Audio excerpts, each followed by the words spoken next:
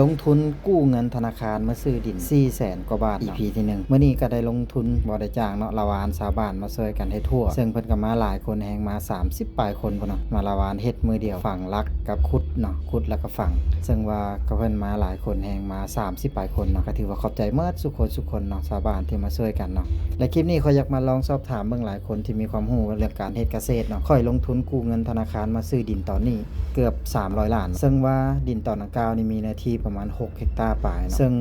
เทียบกับว่าค่อยซื้อในราคา 450,000 มันตกเฮกตาร์บ่ฮอดแสนเนาะแต่ว่าสาเหตุที่ค่อยตัดสินใจที่จะกู้เงินมาลงทุนเพราะว่าราคาดินตอนที่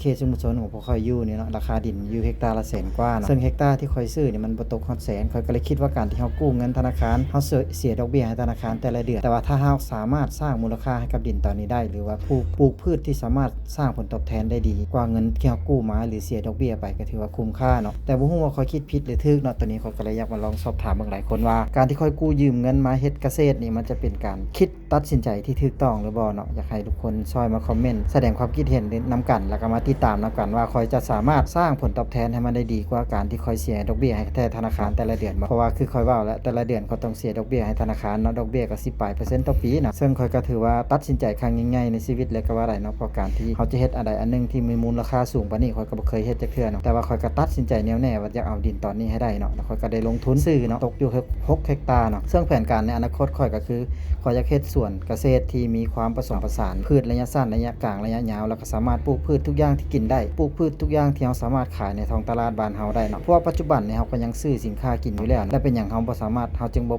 ปลูกเองกินเองน้ำไส้เองแล้วก็ขายเนาะอันนี้คือสิ่งที่ค่อยคิดเนาะแล้วก็ค่อยพืชหลักๆที่สามารถสร้างผลตอบแทนได้ดีที่สุดก็คือการที่เฮ็ดสวนยางพาราเนาะซึ่งสวนยางพาราก็ระยะการดูแลมันต้อง7ปีขึ้นไปจึงจะได้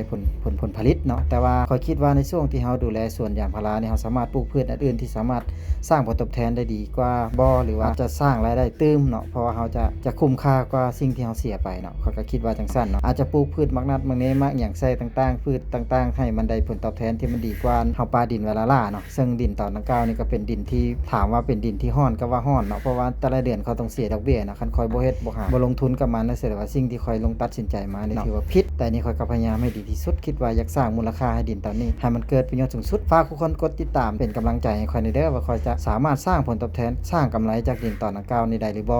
มันจะสามารถชนะดอกเบี้ยธนาคารที่ค่อยเสียแต่ละเดือนหรือบ่เนาะฝากทุกคนกดติดตามแล้วก็ติดตามไปนำกันว่าค่อยจะสามารถสร้างผลกำไรจากมันได้หลายส่าใดเนาะพี่น้อง